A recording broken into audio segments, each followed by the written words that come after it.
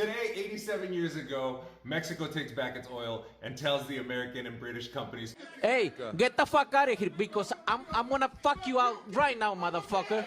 So the story started 2 years prior, 1936, when the first National Oil Workers Union got started.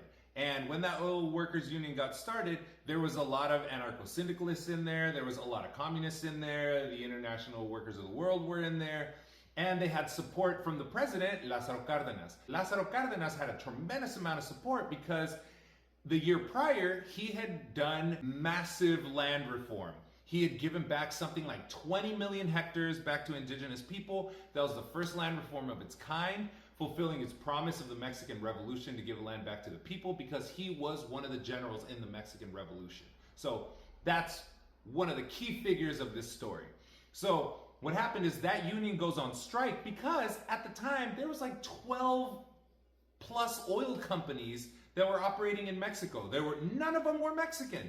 They were all European, they were British, they were Canadian, and mostly they were American oil companies. Shell was in there, BP from Britain, whatever. The point is, none of them were Mexican, right? So because of that, the union needed to be able to do collective bargaining because they were all dealing with the same issues. None of these oil companies were paying a living wage. Everybody was overworked and underpaid.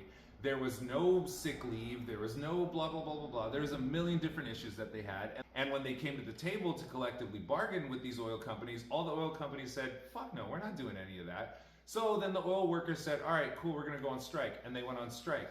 And the oil companies are like, yeah, we don't give a fuck, we're not doing that. But because they went on strike and there was like national oil shortages everywhere, the president jumped in and said, dude, you guys need to resolve this issue, take it to the Supreme Court. It goes to the Supreme Court looks into it, finds out that there's a massive scam that the oil companies are doing to avoid paying any taxes, paying a fraction of the tax that they were supposed to be paying, and ends up siding with the union workers. Once they sided with the union workers, not only did these oil companies say, fuck that, we're out, but they end up banning all the workers, they end up shutting down all their facilities, they end up pulling all their money out of Mexican banks, they end up sending all their tankers back to the US, and that made the situation even worse. So now you have pretty much the country's dry at that point because there's no gas going anywhere. There's no production of oil anywhere, no fertilizers, no nothing. It was shut down completely. That was whack as fuck. So then the president comes back in, Lázaro Cárdenas, goes in and has 3 days worth of meetings with these oil companies to try and get them to just be like, yo, it's not that big of a deal. Pay the living wage, give in to their demands, and it'll be fine. And the oil companies are like, fuck that, who's gonna guarantee that it's only gonna stop at salaries? And Lázaro Cárdenas is like, I'm guaranteeing it. The president of the nation's gonna guarantee this. And they're like, all right, that sounds cool and all, but yeah, fuck no, we're still not doing it. And Lázaro's like, all right, cool, peace out. It was a Friday when he got out of that meeting. He went straight to a broadcasting room and he said, we're doing a national broadcast. And he hops on the mic and he basically tells the country of Mexico on a Friday afternoon, hey, these oil companies aren't budging and we're not playing about this shit. We're taking all our oil back. So we're gonna tell them to get the fuck out of here, man. I'm gonna fuck you up. And everybody was in shock, but in shock in the best possible way. There's festivals that popped off. Everybody was celebrating. It was dope. Now, Britain wasn't so cool with it. Britain said, all right, cool, yeah, this ain't over. We're sending a warship out to you guys. Like, this is not gonna end like this. The problem is that Britain was maxed out because at the same time, World War II was getting started out in Europe, and that warship that they were trying to send out was under massive repairs. So they didn't realize that, and they were just maxed out. So if they're maxed out, everybody else is maxed out and too distracted with what's going on.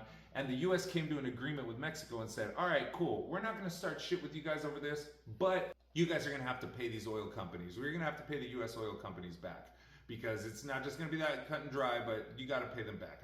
The point is, that was cool. By the time April 12th rolls around, Lázaro Cárdenas' wife, Emilia, she's like, all right, I got a good idea. We're gonna do a national call for any donations that people wanna pitch in, and we're gonna have a big ass tianguis yard sale type of thing to be able to raise the funds to pay back the American companies. And that's exactly what went down. And one of the most beautiful moments that Mexico has seen is that collectively you had people of all classes that were pulling out of pocket all their extras.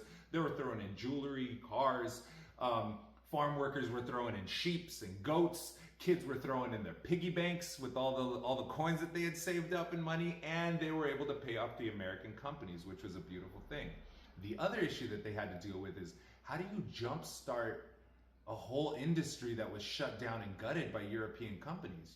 So everything's paid off. Mexico now has access to its oil. But how the hell do you get a whole industry running when you don't have any engineers? You do have a ton of technicians though, and Mexican technicians are bad as fuck. And that's where PEMEX was created. The first national oil company owned by Mexicans for the benefit of Mexicans that exists to this very day. And that's why we make these dope ass little sweaters commemorate Piratería de la Buena. Either way. So now you have all these technicians. You have one engineer that stayed, a British engineer, but those technicians were the badasses that were able to go on with federal funds that started a university called El Politécnico Nacional that holds a space near and dear to my heart. That's the campus I used to run around on as a kid. But that university was created so that we could crank out generations of engineers that focused on the oil industry and a few other industries that it's developed from there. And that made Mexico for a lot of years leaders in oil production and oil extraction and oil refinement. The US ended up boycotting a lot of Mexico Petroleum because they're petty bitches. And the US said, all right, cool, we're gonna start focusing on getting Venezuelan oil. And Venezuela has a long history of conflict with the US over its main national product, which is oil, and Viva Chavez. That's another story for another day. But they also told a lot of Caribbean countries, they told a lot of cargo ship companies, and they basically told anybody that they could, don't buy Mexican oil. The US stopped buying Mexican oil, the US stopped buying Mexico's silver. They ended up patching things up later on, but at the time they were like, nah, we're not doing all that. So then what is Mexico to do?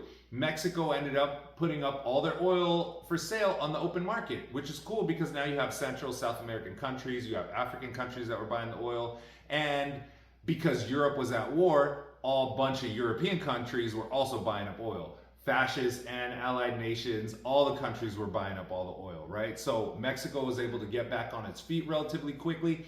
And to this day, 35% of the federal budget comes from PEMEX, the oil company that got started back in 1938. That's schools, that's money that goes to hospitals, that's all the free fertilizer programs and all the fertilizer stuff that I've been talking about in other videos. That's coming from PEMEX, from the engineers of PEMEX that have been cranking that out. And it was high quality, affordable gas for decades. And up until 2013, it was the only gas stations in the entire country. And it was the same gas price anywhere you were in the whole nation, and it was quality gas. Now, over the course of years, yes, there had been a lot of neglect. There had been a ton of corruption, which we'll get into in future videos. But that's the quick history of PEMEX. Support, buy the jackets, buy the sweaters, buy stuff online, and support all the other cool projects that we're doing. We'll be cranking out more videos soon.